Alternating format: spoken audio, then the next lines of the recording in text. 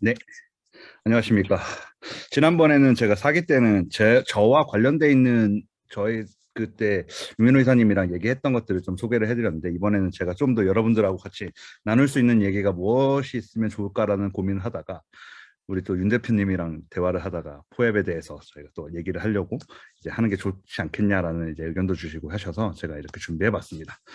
일단 포앱은 무엇인가라는 거창한 얘기를 하는 것보다 포앱에 대해서 제가 좀 많이 좀 봐봤어요. 그랬더니 포앱은 사실은 우리가 이전부터 많이 봐왔던 포스케어와 같이 위치 기반으로, 그러니까 뭐 포스케어는 위치 기반으로 우리가 사용했던 경험이 이미 있기 때문에 포스케어는 조금 익숙한데, 그렇기 때문에 위치 기반으로 내가 만약에 그 위치를 태그를 했을 때 이렇게 배지를 주는 형태로 되어 있다면, 이제 이렇게 이용을 제일 많이 했던 것들이 사실은 인증에 대한 것들이 가장 많이 되었던 거는 사실은 박람회라든지 전시회에서 부스 QR코드 인증 같은 형태로 많이들 이용을 하셨었어요. 그래서 부스 뭐 박람회 같은 데 참석해 보시면 부스에서 QR코드를 찍고 그 인증한 개수에 따라서 경품을 지급한다거나 이런 경우가 많았는데, 사실 이랬을 때 체리 피커들이 엄청 많았거든요. 행사를 하다 보면 사실 그 한 70대 할아버지가 어느 회사 무슨 정보통신 뭐 이러면서 이제 이름 파셔가지고 오셔가지고 막 상품도 가져가시고 그러셨던 경험들이 있어가지고, 이런 거하고 가장 좀 앞으로는 어떻게 대체를 할까에 대한 부분들이 이 포앱으로 많이 대체를 해질 것 같습니다. 그래서 포앱은 출석 증명 프로토콜이라고 하지만 실질적으로는 행사, 즉 이벤트에 참석하는 사람들한테 NFT를 제공하는 것이에요. 사실 이렇게 포앱에서는 실질적으로 가장 크게 NFT를 이렇게 그러니까 행사를 참여해야지만 주는 형태로 되어 있고, 사실은 제가 이 장표에서 얘기하고 싶었던 거는 좀 뒤에 있어서 그건 다시 또 한 번 더 말씀드리겠습니다. 이렇게 행사나 이벤트를 참여해야지만 얻을 수 있는 것이다.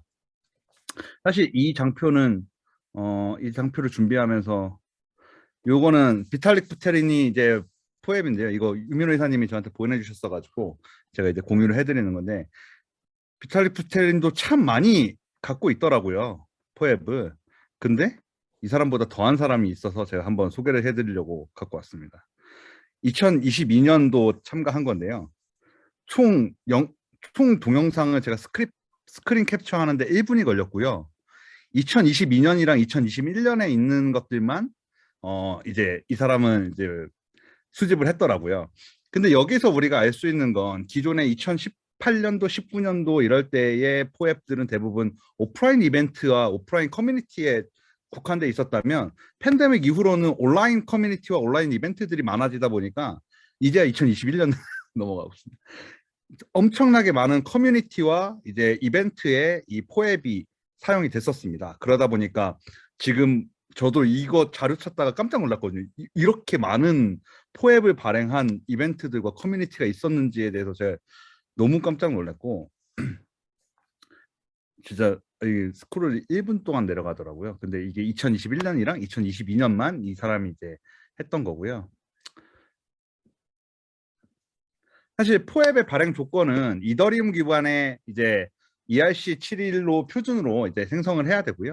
사실은 가장 중요한 거는 포앱의 스마트 컨트랙트 통해서 발행을 해야 되고, 제일 중요한 건 날짜하고 시간과 관련되어 있는 메타데이터가 꼭 들어가 있어야 돼요. 그리고 또 이미지가 꼭 포함되어 있어야 되고, 사실 초기에는 이더리움 메인넷에서 발행돼서 사실 가스비가 좀 많이 높았다고 하더라고요. 그런데 지금은 이더리움의 그 사이드 체인이 이제 엑스다이에서 이제 발행이 되면서 가스비 절감하고 에어드랍이 좀 쉬워졌다라는 그런 측면들도 발생이 됐고요. 어, 포앱의 에어드랍 방법은 이벤트를 참여할 때 이더리움 주소를 입력을 하고 그 참여를 했을 때 클레임을 걸면 에어드랍이 돼서 이제 지갑으로 들어가는 그런 형태고요. 사실 가장 중요한 게 일반적인 NFT와 포앱의 NFT의 가치가 어떻게 되냐라는 거에 사실 제일 중요했었던 것 같아요. 저도 이게 어 제가 지금 하고 있는 일에 포앱의 NFT를 어떻게 도입을 시켜볼까라는 생각들을 굉장히 많이 했는데, 사실 가장 큰 건 거래를 못하기 때문에 금전적 가치는 사실 없어요.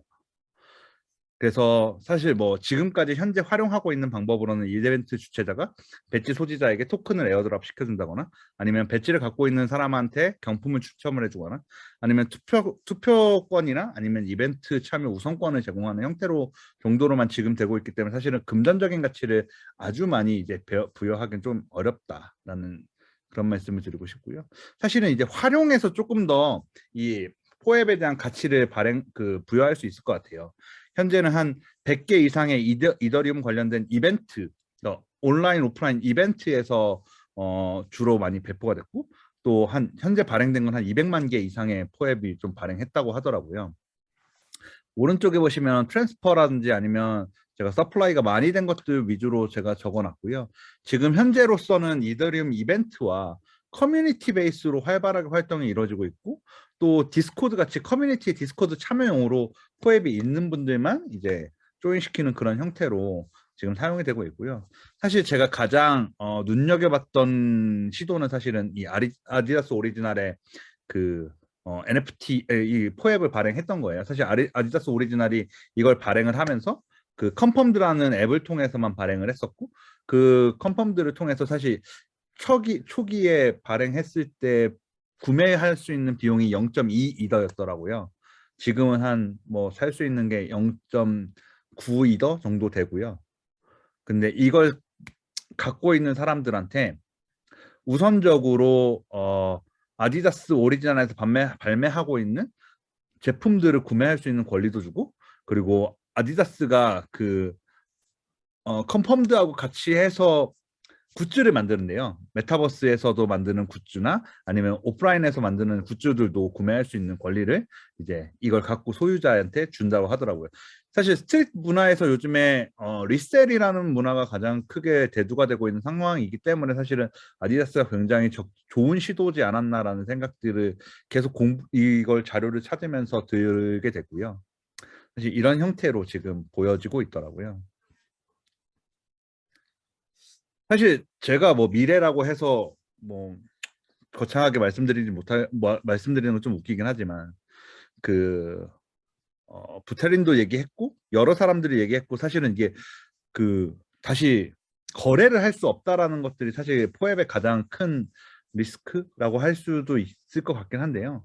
제가 봤을 때는 미래에는 아마 이런 형태가 되지 않을까라는 생각을 하고 있습니다. BTS 콘서트가 3월 달에 한국에서 했었던 게 실질적으로 관람을 하셨던 그 관람객이 4만 5천 명이었고 3일 동안 온라인을 통해서 관람했던 관람객이 240만이라고 하더라고요.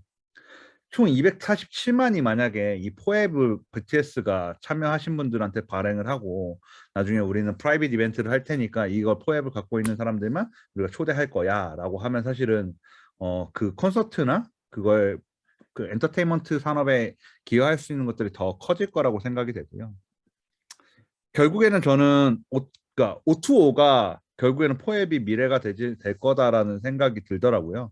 그러니까 이게 단순하게 온라인 투 오프라인이 아니라 오프라인 투 온라인도 될 수 있고 온라인 투 오프라인 뭐 온라인 투 온라인도 될 수 있지만 사실은 뭐 지금 현재는 팬데믹 때문에 어쩔 수 없이 온라인 투 온라인이 활성화됐지만 결국에는 오프라인 투 온라인이나 온라인 투 오프라인이 가장 포앱에서 활용 가치가 늘어나지 않을까라는 생각이 듭니다. 그리고 아까 앞에 아디다스처럼 뭔가 그런 부티크라든지 이런 호텔들도 마찬가지고 어떤 멤버십이라든지 이런 것들에서 지금 이미 사용하고 있지만 멤버십을 포앱으로 발행을 해서 갖고 있는 사람들만 방문하게 해준다거나 하는 형태로 된다라고 될 것 같다라는 생각이 점점 더 들고요.